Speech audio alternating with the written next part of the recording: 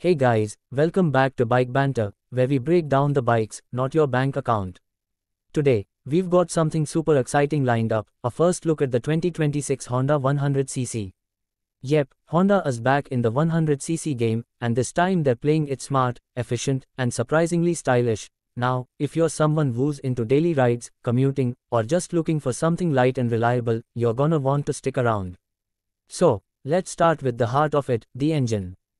Honda's gone with a brand new 100cc, single-cylinder, air-cooled engine that's all about fuel efficiency and smoothness.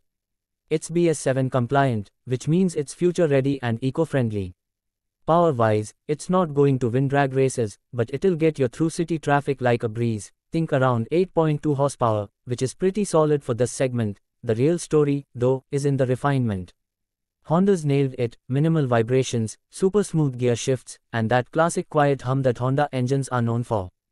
If you've ever ridden a CD100 or a Dream Yuga, this feels like their smarter, more polished cousin.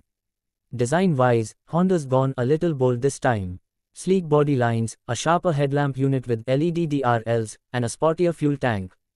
It's not just a commuter anymore, it actually looks kind of cool. You've got alloy wheels, tubeless tires, and dual-tone color schemes that actually turn heads. And yes, Honda is offering multiple color options right out of the gate. You get a semi-digital instrument cluster, speedo's analog, but the fuel gauge, trip, and odometer are digital.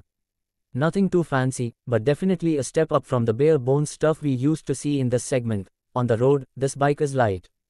I mean really light. It's super nimble, perfect for weaving through traffic or tight urban corners. Suspension setup is typical Honda, telescopic in the front, dual shock in the rear, tuned more for comfort than performance.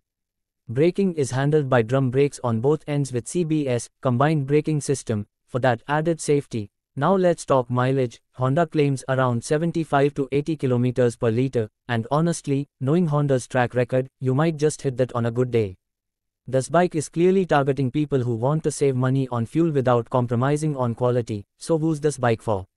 If you are a student, a first-time rider, or someone who just wants a low-maintenance daily commuter, this 100cc is pretty much a no-brainer. And Honda knows that. They're keeping the pricing competitive, expected to be around 70,000 rupees to 75,000 rupees ex-showroom. Not bad at all for what you are getting. Final thoughts, is the 2026 Honda 100cc revolutionary?